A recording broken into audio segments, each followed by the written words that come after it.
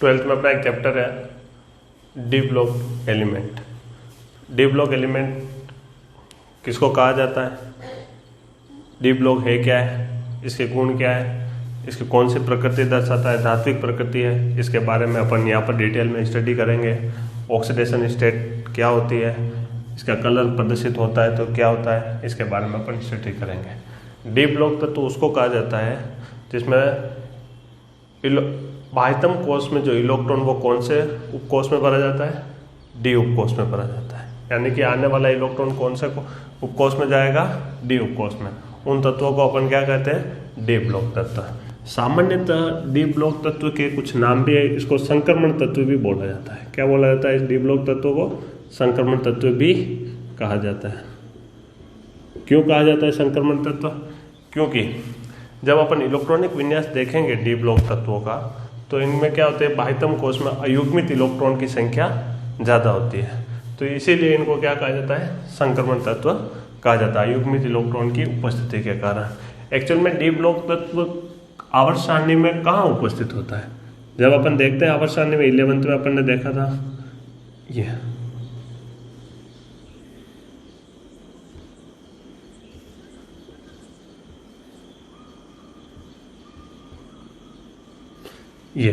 ये दोनों क्या है ना, ये सब अपन देखते हैं। इधर तो है पी ब्लॉक, इधर क्या है एस ब्लॉक। इट मीन्स जो डी ब्लॉक तत्व होगा वो किस में होगा, एस और पी ब्लॉक के मध्य होगा। ये कौन सा डी ब्लॉक, तो डी ब्लॉक तत्व इन दोनों के मध्य होता है। पर डी ब्लॉक की आवर्त सारणी में कहाँ पर उपस्थित होते हैं, तो इनकी उपस्थिति देखते हैं अपन आवर्त सारणी में। आवर्त सारणी में इनकी उपस्थिति देखते हैं तो ये कौन सा हुआ बेटा, यहाँ से अपने 10 तक है, स्कैंडियम से लेकर जिंक तक, ठीक है ना। तो ये कौन सा हुआ, फर्स्ट वर्ग, सेकंड वर्ग, ये थर्ड से लेके कितना होता है 12th वर्ग। इसका मतलब इसके आवर्त सारणी में ये कहाँ से स्टार्ट हो, थर्ड वर्ग से कितना 12 वर्ग तक होता है, यानी कि थर्ड से 12th वर्ग तक होता है। फिर अपन ने देखा कि आवर्त की बात करते हैं, तो आवर्त की बात करते हैं तो ये कौन सा है 3D।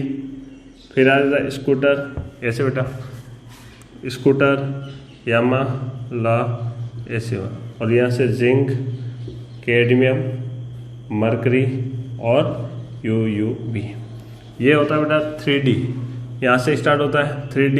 ये कौन सा बेटा 3D श्रेणी, 5D श्रेणी और 6D श्रेणी और 7D, 6D से 4D, 4D से 5D और ये 6D से, ठीक है बेटा। 3D श्रेणी में स्कैंडियम से अपन जिंक पढ़ेंगे, फिर वाई से कैडमियम पढ़ेंगे, लेंथेनाइट से मरकरी पढ़ेंगे और एक्टिनम से UUB। ये UUB होता है 112, इसको बोलते हैं अन बायम बोला जाता है, जिसका कितना होता है परमाणु क्रमांक 122 होता है, ठीक है। अब एक बात करते हैं, ये तो ठीक, आवर्त सारणी में जब वर्ग पूछा जाता है तो कौन से वर्ग में होता है, थर्ड वर्ग से 12 वर्ग में। ये तो वर्ग की बात हो गई। अब अपन बात करते हैं आवर्त में, तो कौन सा आवर्त में बात करते हैं तो ये कौन सा है, स्कैंडियम है। तो अपन को थोड़ा सा डिटेल पीरियोडिक टेबल बनाना चाहें तो अपन के कितने आवर्त होते हैं,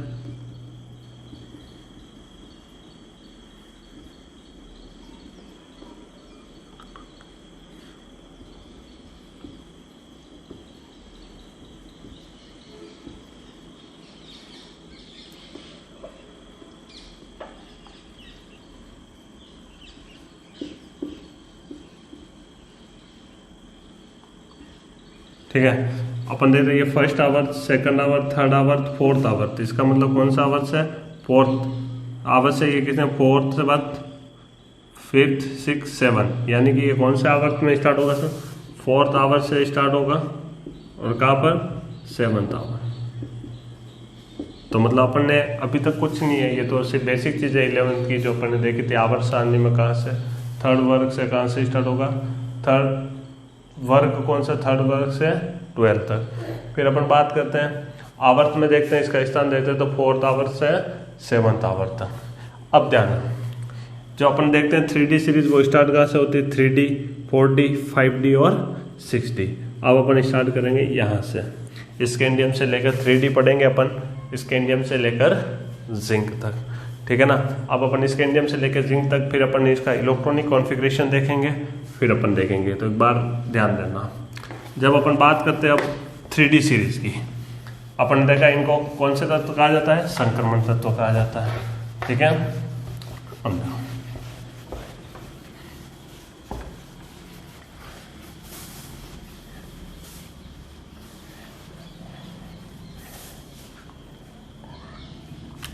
3D सीरीज की बात करते हैं तो अपन क्या लिखते हैं कि scandium, titanium, vanadium, chromium, manganese, ferrous, cobalt, nickel, copper और जिंक। ये कितने नंबर पे, 21, 22, 23, 24, 25, 26, 27, 28, 29 और 30। इसका मतलब 3D सीरीज जो अपन ने देखा, कितनी सीरीज होती है, 3D, 4D, 5D और 6D। 3D में स्कैंडियम से लेकर जिंक तक कितने तत्व होते हैं, 10 तत्व होते हैं। 10 इसमें भी होते हैं, 10 इसमें भी होते हैं, 10 इसमें से। यहाँ से जिंक से कैडमियम, लैंथेनम से मरकरी और एक्टिनम से अपन ने पढ़ा यूयूबी। इसका मतलब अपन देखते हैं कि जो डी ब्लॉक तत्व होता है उसमें कुल तत्वों की संख्या कितनी होती है, एक में 10 होंगे तो कितने टोटल कुल तत्वों की संख्या कितनी होगी, 40। कितनी होगी, 40। लेकिन अपन बात करें कुल संक्रमण तत्व, तो ऐसे कौन से तत्व है, इसका मतलब जो डी ब्लॉक तत्व है कुल तत्वों की संख्या कितनी, 40। और मैंने आपको बताया डी ब्लॉक तत्व को कौन सा तत्व कहा जाता है, संक्रमण तत्व कहा जाता है। क्या कहा जाता है, संक्रमण तत्व कहा जाता है। अब ऐसे 4 एलिमेंट है ये, जिंक, कैडमियम, मरकरी और यूयूबी, इनको संक्रमण तत्व नहीं कहा जाता है। तो इसका मतलब कुल संक्रमण तत्वों की संख्या कितनी हो गई, 36। और असंक्रमण तत्वों की, जो संक्रमण तत्व नहीं है, जिंक, कैडमियम, मरकरी और यूयूबी, इनकी संख्या कितनी हो गई, 4। तो असंक्रमण तत्वों की संख्या कितनी हो गई।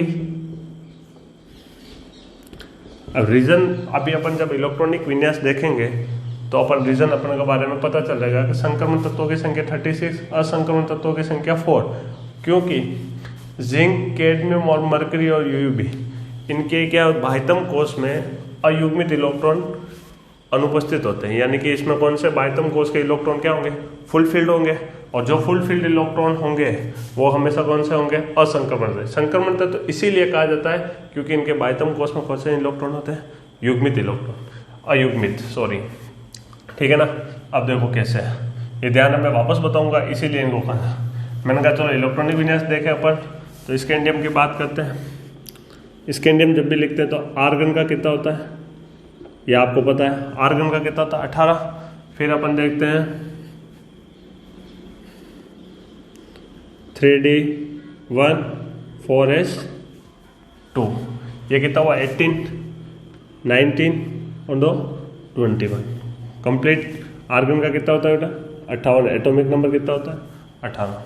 18 बाद 19, 19 और 2 11। फिर अपन बात कर रहे हैं टाइटेनियम। टाइटेनियम का कौन सा, 4S2। वेनेडियम का देखते हैं अपन, 4S2। क्रोमियम का देखते हैं,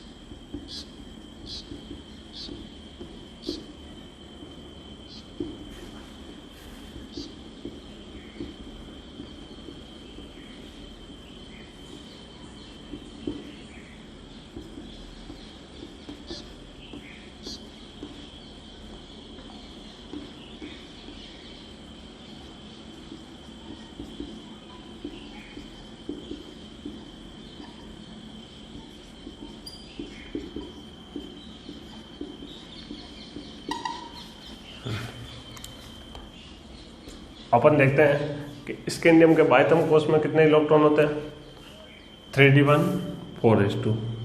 टाइटेनियम के तहत है 3d2 4s2, 18, 2 20 और 2 22। अपन ध्यान रखना, जब एक एक इलेक्ट्रॉन पढ़ रहे हैं तो 1 2 3 या 4 आना चाहिए था, ध्यान रखना। तो 24 अपन देखते हैं कि क्रोमियम का कितना होता है? 3d5 और 4s1। इंपॉर्टेंट है, ये एग्जाम में पूछा भी जाता है, इसका रीजन भी बताते हैं।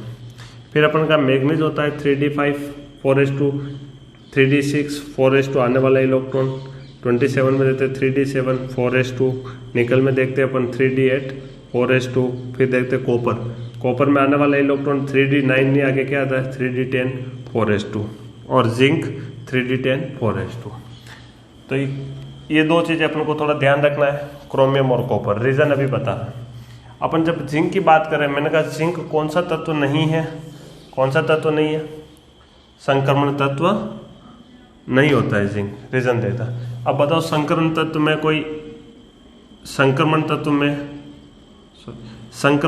में क्या कोई आपको अयुग्मित इलेक्ट्रॉन दिखाई दे रहे हैं क्या? नहीं दिखा रहे। डी भी पूरा कंप्लीट है, एस में 2 इलेक्ट्रॉन होते हैं, डी में कितने होते हैं? 10 इलेक्ट्रॉन होते हैं। तो बताओ इसमें कोई आपको अयुग्मित इलेक्ट्रॉन दिखाई दे रहा है? नहीं दिखाई दे रहा। इसीलिए डी ब्लॉक तत्व में जिंक को क्या माना गया? असंक्रमण तत्व माना गया। क्या माना गया बेटा? असंक्रमण तत्व माना गया। इसका मतलब ये पूरी रो आ रही है, इसमें हमेशा अपन को असंक्रमण तत्व माना गया। मैंने कहा अब आई समझ में। फिर बात करते हैं अपन क्रोमियम की। आने वाला इलेक्ट्रॉन D1 में पड़ा, D2 D3 D4। एक्चुअली क्या, जैसे इसकी D4 होता है, D4 अगर अपन ऐसे लिखते हैं 4s2, क्या लिखते हैं? D4 अगर 4s2 लिखता है तो ये अपने आप को क्या होता है? D5 ज़्यादा स्थायी होता है पूर्ण पूरी तरह का, अर्ध पूरी तरह का। तो अर्ध पूरी ज़्यादा स्थायी होता है। और S और D ब्लॉक में कि जो ऊर्जाओं का अंतर होता है, क्या बोल रहा हूँ, इनके जो कक्षाओं ऊर्जाओं का अंतर होता है वो बहुत ही क्या होता है? अल्प होता है। तो इलेक्ट्रॉन क्या करता है? जंप करके ये स्थायी अवस्था में आना चाहता है, तो यहाँ से एक इलेक्ट्रॉन कहाँ आ जाता है? डी में, और यहाँ पर क्या हो जाता है? 5। अब बताओ ये कौन से पूर्ण पूरी तरह हाफ फील्ड है? हाफ फील्ड क्या होता है? ज़्यादा स्थायी होता है। और यहाँ पर कितना हो जाता है? 1। तो एक रीजन तो इनकी ऊर्जाओं में बेटा अंतर बहुत कम होता है, और एक इनका स्थायित्व, इसका क्रोमियम का स्थायित्व D5 ज़्यादा स्थायी होता है और अदर कम हाफ फील्ड ज़्यादा स्थायी होता है। इसी तरह क्या होता है, जैसे वो D9 आता है तो यहाँ पर क्या होना चाहिए? 3D9 और 4s2 होना चाहिए। लेकिन ये अपने आप को कहाँ D9 क्या करता है? ऊर्जाओं का अंतर कम होना है, n-1 ऊर्जाओं का अंतर कम होता है, तो यह S का इलेक्ट्रॉन किस में आ जाता है? D में आ जाता है। तो D में आएगा तो D10 हो जाएगा, और ये अपने आप को क्या कर देगा? स्थायी कर देगा। तो ये भी अपने आप को क्या करना चाहता है? स्थायित्व करना चाहता है। तो आपके लिए मेनली यहाँ से क्वेश्चन आता है क्रोमियम और कॉपर का इलेक्ट्रॉनिक विन्यास, इलेक्ट्रॉनिक कॉन्फ़िगरेशन, जो आपसे एग्जाम में पूछा जाता है।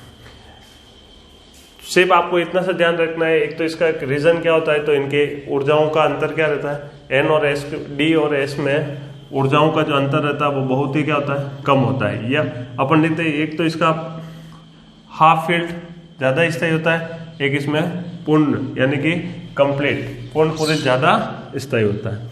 अब देख, ये तो हो गया अपना इलेक्ट्रॉनिक विन्यास। इट मीन्स अपन ने देखा जो संक्रमण तत्व है कौन कौन से नहीं है? जिंक, कैडमियम, मरकरी और यूबी। जिंक का इलेक्ट्रॉनिक विन्यास कंप्लीट है, एस भी कंप्लीट है और डी भी क्या है? पूरा कंप्लीट है। न तो ये इलेक्ट्रॉन लेता है न देता है। इट मीन्स ये वाला कौन सा है? असंक्रमण तत्व। ठीक है। फिर अपन बात करते हैं अब इनके गुण की। डी ब्लॉक तत्व किसको बोलते हैं? संक्रमण तत्व। या किसको? इसके सारे तत्व कैसे हैं? धातु है। कैसे बोला? मेटल्स बोला जाता है इनको। और मरकरी एक ऐसा मेटल होता है जो हमेशा किसमें? द्रव अवस्था में पाया जाता है। किसमें पाया जाता है? द्रव अवस्था में पाया। बाकी धातुओं की जो प्रकृति होती है वो कैसे होती है? ठोस होती है, सॉलिड होती है। ठीक है ना। अब अपन बात करेंगे इनकी ऑक्सीकरण अवस्था की बात करेंगे, इसके उत्प्रेरकीय गुण की बात करेंगे और इसके रंग के बारे में बात करेंगे और एक इनकी परमाणु त्रिज्या के बारे में बात करेंगे। तो बात करते हैं अपन इसके आकार के बारे में।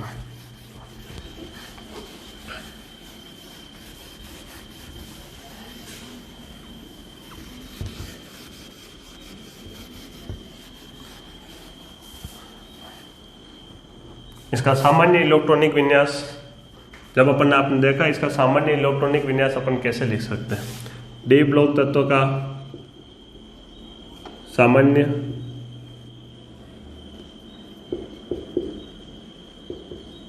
इलेक्ट्रॉनिक विन्यास, ये एग्जाम में पूछा जाता है, ध्यान रखो।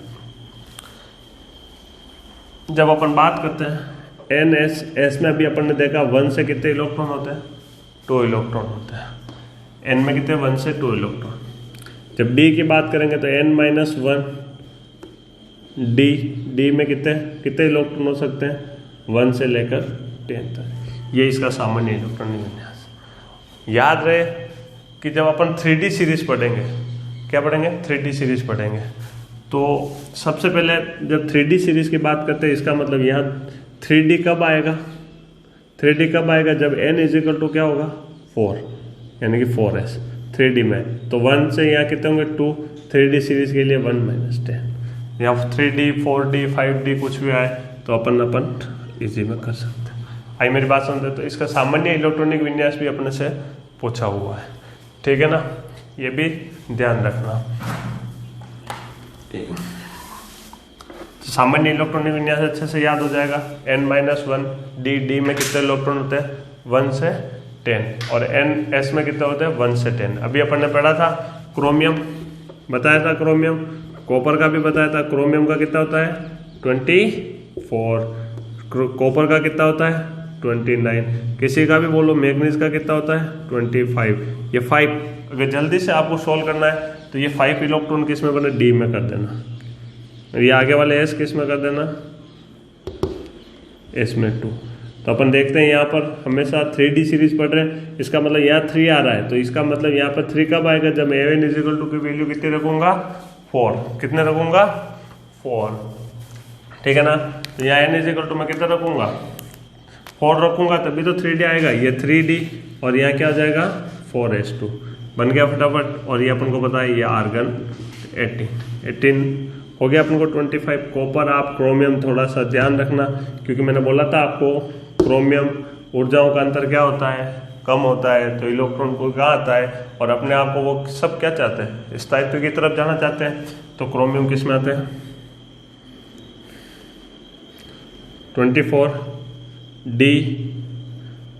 24 की बात करें तो D5S1 होता है, 3D5 4S1। तो इट मीन्स अपन को याद नहीं रखना इस फॉर्मूले को, अगर कहीं भूल जाए, अपन को पता है 3D है, इसका मतलब 3 से एक अपन को एक्स्ट्रा रखेंगे तो 3 n-1 है, तो ये इसका इलेक्ट्रॉनिक विन्यास है, ठीक है। तो अपन किसी बार 2 का अपना इंपॉर्टेंट है, इसका भी आर्गन की बात करें, अपन आर्गन की बात करते हैं तो 3D10 4s1। बाकी आप किसी का भी लिखो, कोबाल्ट है 27 है, तो अपन जल्दी से करना हो तो ये 7 किसमें, इन दोनों को छोड़ देना, क्रोमियम और वो। बाकी आप थोड़ा सा जल्दी से करना चाहोगे, ये 7 है बेटा, तो इसको क्या करना है, आर्गन ये 7 डी में भर देना है, और आगे वाले 2 एस में भर देना है। तो अपन को पता 3D पढ़ रहे हैं, तो यहाँ क्या आएगा 4। 5D अगर 5D 4D या 5D पढ़ेंगे तो यहाँ कितना आ जाएगा, 6 आ जाएगा। तो सामान्य इलेक्ट्रॉनिक विन्यास इज, ठीक है ना। अब अपन बात करते हैं इसके कुछ लक्षण है, प्रॉपर्टीज है ना। तो इलेक्ट्रॉनिक विन्यास आया, कौन से तत्व बोला जाता है इनको, संक्रमण तत्व बोला जाता है। अंतिम इलेक्ट्रॉन कौन से उपकोष में पढ़ा जाता है, डी उपकोष में पढ़ा जाता है। अंतिम इलेक्ट्रॉन डी उपकोष में पढ़ा जाता है, इसीलिए इसको अपन क्या बोलते हैं, डी ब्लॉक तत्व कहते हैं। अब अपन बात करेंगे इसके परमाणु व आयनिक त्रिज्या की, इंपॉर्टेंट है। यहां से अपने परमाणु व आयनिक त्रिज्या,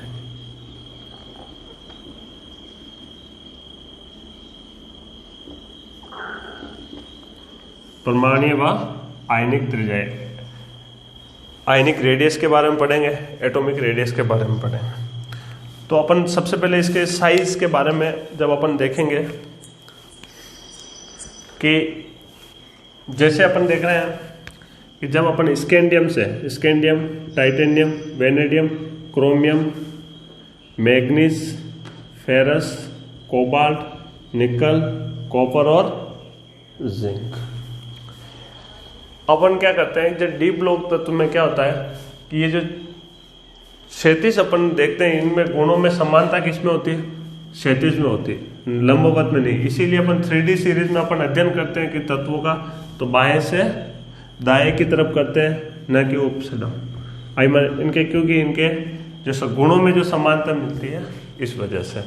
जब अपन scandium, titanium, vanadium, chromium, manganese, ferrous, cobalt, nickel, copper, zinc की बात करते हैं तो अपन जानते हैं बाएं से दाएं जाने पर, क्या बोल रहा हूं मैं, बाएं से आवर्त सारणी में अपन ने देखा अपन किधर जाते हैं, बाएं से दाएं जाने पर। वर्ग में क्या करते हैं, ऊपर से नीचे आने पर। तो बाएं से दाएं जाने पर आकार में क्या आती है, कमी आती है, और ऊपर से नीचे आते हैं तो आकार में ऊपर से नीचे आते हैं, बाएं से दाएं। जब बाएं से अपन दाएं जाते हैं तो आकार में क्या आती है, कमी आती है, और ऊपर से नीचे आते हैं तो आकार में क्या आती है, वृद्धि होती है। रीजन क्यों, तो आप लोगों ने 11th में देखा होगा प्रभावी नाभिकीय आवेश, परिरक्षण प्रभाव, ये बहुत सारी चीजें थी। तो अपन बात करते हैं, एक बार थोड़ा हल्का सा देखते हैं अपन प्रभावी नाभिकीय आवेश। प्रभावी नाभिकीय आवेश, ठीक है, और एक अपन देखेंगे परिरक्षण प्रभाव।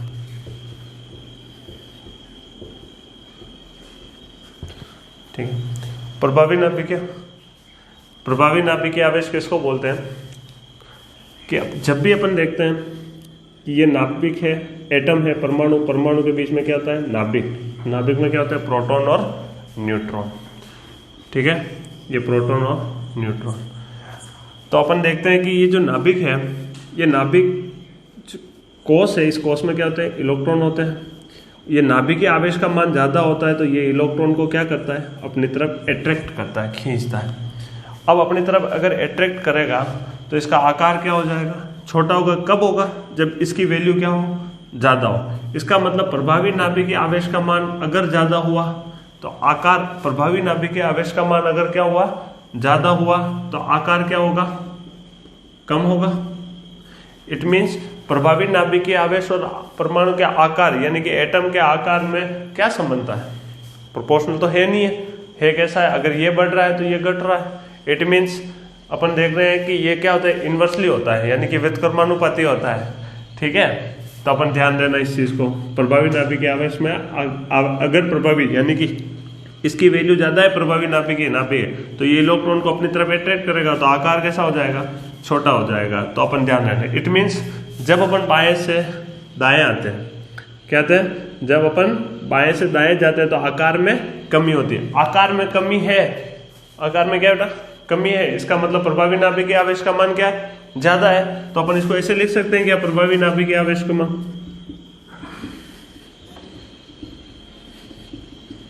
प्रभावी नाभिकीय आवेश 1 आकार। अब बताओ, अगर अपन मैंने कहा स्कैंडियम से टाइटेनियम, जिंक की तरफ जा रहे हैं तो प्रभावी नाभिकीय आवेश का मान क्या हो रहा है, बढ़ रहा है, तो आकार में क्या हो रही है, कमी आ रही है। इसका मतलब अगर किसी आकार में कमी आती है तो आयनिक त्रिज्या, परमाणु त्रिज्या में क्या आएगी, कमी आएगी। बिल्कुल आएगी ना, क्योंकि प्रभावी नाभिकीय आवेश का मान ज्यादा है, ये इलेक्ट्रॉन को ज्यादा अट्रैक्ट करेगा तो इसके साइज में साइज क्या होगी, छोटी होगी। अगर किसी की साइज छोटी हो रही है इट मीन्स उसकी त्रिज्या कैसी हो रही है, छोटी हो रही है ना। फिर अपन बात करते हैं जब अप से डाउन आते हैं, अप से डाउन आते हैं तो अपन देखते हैं कि परिरक्षण प्रभाव का मान तो बढ़ जाता है, लेकिन प्रभावी नाभिकीय आवेश का मान क्या हो जाता है, कम आ जाता है। क्यों कि जैसे जैसे अपन वर्ग में ऊपर से नीचे की तरफ आते हैं तो क्या होता है कि एटॉमिक नंबर बढ़ने के साथ साथ इलेक्ट्रॉन की संख्या भी बढ़ती है, और इलेक्ट्रॉन बढ़ेंगे तो नंबर ऑफ कोर्स में भी क्या होगी, बढ़ोतरी होगी। नंबर ऑफ कोर्स में बढ़ोतरी हुई इट मीन्स इलेक्ट्रॉन की संख्या, यहाँ पर बहुत सारे इलेक्ट्रॉन, आने वाला इलेक्ट्रॉन, तो नाभिक से इस बाह्यतम कोश के इलेक्ट्रॉन की बीच की दूरी, नाभिक से इस बाह्यतम कोश के इलेक्ट्रॉन की बीच की दूरी बढ़ेगी, नंबर ऑफ कोश बढ़ेंगे। तो नाभिक से अगर इलेक्ट्रॉन के बीच की दूरी, इसका मतलब यहाँ पर जो इलेक्ट्रॉन होगा और इसके बीच में प्लस में, इन दोनों के बीच में आकर्षण बल क्या होगा, दूरी बढ़ने के साथ आकर्षण बल क्या होता है, बढ़ता है घटता है, तो अपन को पता है घटता है, आकर्षण बल घट जाएगा। तो आकर्षण बल घटेगा तो यहाँ पर क्या होता है कि यहाँ पर इलेक्ट्रॉन भी होते हैं। अब इस इलेक्ट्रॉन और इलेक्ट्रॉन के बीच में यहाँ पर क्या होता है, रिपल्सन होता है, क्योंकि ये दूर है नाभिक से, तो यहाँ पर इलेक्ट्रॉन बीच में रिपल्स होता है, इनका आकार बढ़ जाता है। तो परिरक्षण प्रभाव क्या होता है, जब जैसे जैसे एटॉमिक नंबर बढ़ेगा इलेक्ट्रॉन की संख्या बढ़ेगी, और इलेक्ट्रॉन की संख्या बढ़ेगी तो कोष बढ़ेगा, और कोष बढ़ेगा तो अपन को देखा यहाँ इस इलेक्ट्रॉन और नाभिक के बीच की दूरी कैसी हो जाएगी, बढ़ जाएगी। तो यहाँ पर आकर्षण बल कम हो जाएगा, तो यहाँ पर जो इलेक्ट्रॉन है उनके बीच में क्या होगा, रिपल्सन होगा, और रिपल्सन होगा तो आकार बढ़ेगा। तो अपन ने देखा बाएं से ऊपर से नीचे जाने पर आकार बढ़ता है, इसका मतलब परिरक्षण प्रभाव भी बढ़ता है। इसका मतलब आकार और परिरक्षण प्रभाव एक दूसरे के क्या है, समानुपाती। जबकि प्रभावी नाभिक आकार कैसा है, व्युत्क्रमानुपाती। बताओ यहाँ तक तो किसी को दिक्कत है? तो इट मीन्स अपन जब पढ़ाई स्टडी करेंगे तो स्कैंडियम से किस तरफ स्टडी करेंगे, कॉपर तक। जैसे देखते हैं अभी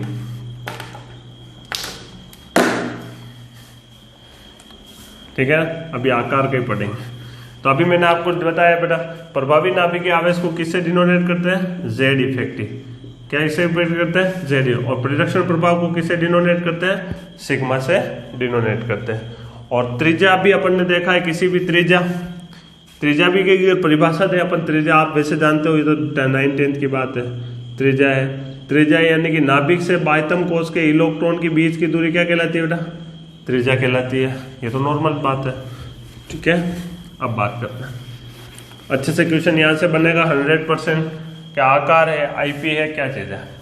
अपन देखते हैं कि स्कैंडियम से टाइटेनियम और मैग्नीज तक जाने पर आकार, जब पर्टिकुलर पूछे आपसे कि क्वेश्चन पूछ ले यहाँ से 3 स्कैंडियम से मैग्नीज तक जाने पर आकार घटता है।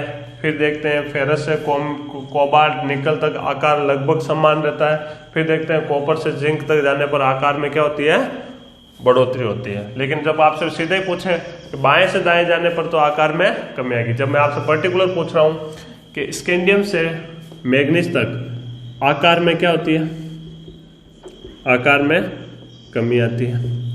फिर मैं देता हूँ फेरस कोबाल्ट निकल। फेरस कोबाल्ट निकल में मैंने कहा आकार लगभग कैसा रहता है, आकार लगभग कैसा रहता है, समान रहता है। फिर मैंने कहता हूँ इधर देखते हैं तो आकार में क्या होती है, आकार बढ़ता है। तो सिर्फ ध्यान रखना, मैंने प्रभावी नाभिकीय आवेश के लिए क्या लिखा था, जेड इफेक्टिव। प्रभावी नाभिकीय आवेश के लिए क्या लिखा था, प्रभावी नाभिकीय आवेश, जिसको बोलते हैं इफेक्टिव न्यूक्लियर चार्ज। प्रभावी नाभिकीय आवेश, ठीक है ना, इसको बोलते हैं इफेक्टिव न्यूक्लियर चार्ज। और इसको बोलते हैं शील्डिंग इफेक्ट, जिसको बोलते हैं सिग्मा, जिसको बोलते हैं परिरक्षण प्रभाव। क्या बोलते हैं, परिरक्षण प्रभाव, ठीक है। तो इट मीन्स आकार में कमी आ रही है, आकार में कमी आ रही है। तो मैंने कहा बोला कि प्रभावी नाभिकीय आवेश और आकार में क्या संबंध होता है, व्युत्क्रमानुपाती होता है। तो आकार में कमी आ रही, यहाँ पर जेड इफेक्टिव की वैल्यू किससे ज्यादा है, सिग्मा से। किससे ज्यादा है, सिग्मा से।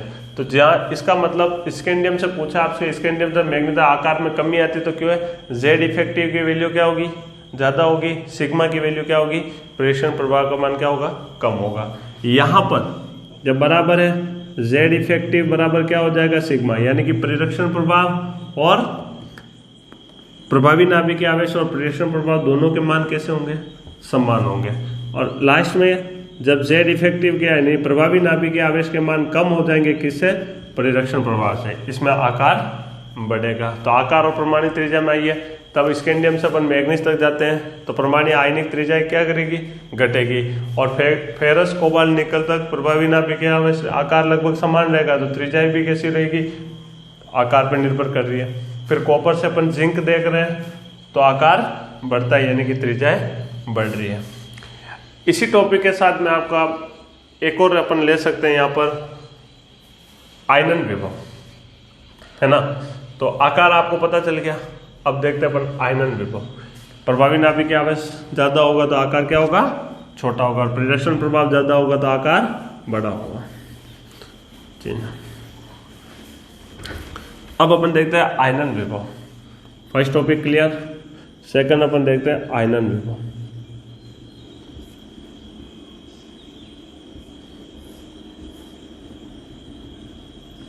आयनन विभव, आयनन विभव को क्या बोलते हैं, आयनाइजेशन पोटेंशियल बोला जाता है, ठीक है ना। जब भी किसी कोई परमाणु है, ये नाभिक है परमाणु का, परमाणु है नाभिक। बाह्यतम कोश में इलेक्ट्रॉन उपस्थित हुआ, इस इलेक्ट्रॉन को मैं निकालूंगा तो मुझे क्या करना पड़ेगा, एनर्जी देनी पड़ेगा। यानी कि बाह्यतम कोश के इलेक्ट्रॉन को निकालना है, उसके लिए मुझे क्या देनी पड़ेगी, एनर्जी देनी पड़ेगी। और वो एनर्जी क्या कहलाती है, आयनन विभव या आयनन ऊर्जा कहलाए, आयनाइजेशन पोटेंशियल या आयनाइजेशन एनर्जी कहता है। इसका मतलब जब मैं डेफिनेशन के रूप में दूं बुक की, तो किसी गैसीय विलगित परमाणु के बाह्यतम कोश से इलेक्ट्रॉन को निकालने के लिए जो आवश्यक ऊर्जा होती है, चाहिए होती है, वो क्या कहलाएगी, आयनन विभव या आयनन ऊर्जा। पर अपने तो सिर्फ इधर ध्यान रखना है कि इलेक्ट्रॉन को निकालना है तो मुझे क्या देनी पड़ेगी, एनर्जी। और वो एनर्जी की जितनी आवश्यकता होगी वो उसकी क्या कहलाएगी, आयनन ऊर्जा कहलाएगी। तो अपन बात करते हैं बेटा, बताओ मुझे ये बताओ कि जब आपन ने आकार पढ़ लिया, आकार कब छोटा होगा, आकार छोटा होगा जब, अब देखो इसी से ही निकालेंगे अपन आयनन। जब आकार क्या होगा, छोटा होगा, तो आकार छोटा होगा तो इलेक्ट्रॉन नाभिक के बिल्कुल क्या रहेगा, पास में रहेगा। आकार छोटा है ना, आकार छोटा होगा तो इलेक्ट्रॉन कहाँ आएंगे। आकार कब छोटा होगा, जब प्रभावी नाभिकीय आवेश का मान क्या होगा, ज्यादा होगा, तो इलेक्ट्रॉन को वो अपनी तरफ खींचेगा। इसका प्रभावी नाभिकीय आवेश का मान क्या होगा, ज्यादा होगा। प्रभावी नाभिक आवेश का मान ज्यादा होगा तो इलेक्ट्रॉन को अपनी तरफ खींचेगा। अब इलेक्ट्रॉन को खींचेगा तो नाभिक के पास में रहेगा इलेक्ट्रॉन। अब मुझे इस इलेक्ट्रॉन को निकालना है, यानी कि छोटे आकार है, छोटे आकार के यहाँ से मुझे इलेक्ट्रॉन निकालना है। बताओ इस नाभिक के पास में है ये इलेक्ट्रॉन, इन दोनों के बीच में आकर्षण ज्यादा होगा। अब जब आकर्षण ज्यादा होगा तो मुझे इस इलेक्ट्रॉन को निकालने के लिए क्या कम एनर्जी देनी पड़ेगी, नहीं, बहुत ज्यादा एनर्जी देनी पड़ेगी। इट मीन्स यहाँ पर आईपी के मान क्या हो जाएंगे, बढ़ जाएंगे। मैंने क्या बोला, यहाँ ज्यादा एनर्जी की रिक्वायरमेंट है, आयोनाइजेशन पोटेंशियल यानी कि आईपी के मान बढ़ जाएंगे। फिर अपन देखते हैं यहाँ पीछे जब जाते हैं तो आकार कैसा हो जाता है, बड़ा हो जाता है। जब आकार बड़ा हो जाएगा तो नाभिक और इलेक्ट्रॉन के बीच की दूरी ज्यादा हो जाएगी, आकार बड़ा होगा तो आकर्षण बल क्या हो जाएगा, कम हो जाएगा। अब मुझे इस इलेक्ट्रॉन को निकालना है, लूज बंधे हुए बाह्यतम कोश में, अब इलेक्ट्रॉन को आसानी से निकल जाएगा। इसका मतलब आईपी कम हो जाएगी। तो अपन आईपी और आकार में संबंध देखें तो देखते हैं अपन आईपी, आकार अगर छोटा है तो आईपी का मान भी क्या होगा, आकार छोटा है, आकार छोटा है तो आईपी के मान क्या होंगे, बढ़ेंगे। और आकार बड़ा है तो आईपी का मान कम हो जाए। तो इसका मतलब अपन ने परमाणु त्रिज्या और आकार के बारे में देखा है, तो आईपी की वैल्यू भी अपन आसानी से निकाल सकते हैं। ठीक है, अब अपन देखते हैं इनके आईपी की वैल्यू ऑक्सीकरण अवस्था जब पढ़ेंगे अपन, तो अपन आईपी की वैल्यू भी देखते हैं। अभी कौन से इसके द्वितीय आयनन विभव के मान उच्च होते हैं, कैसे होते हैं, भी देखते हैं।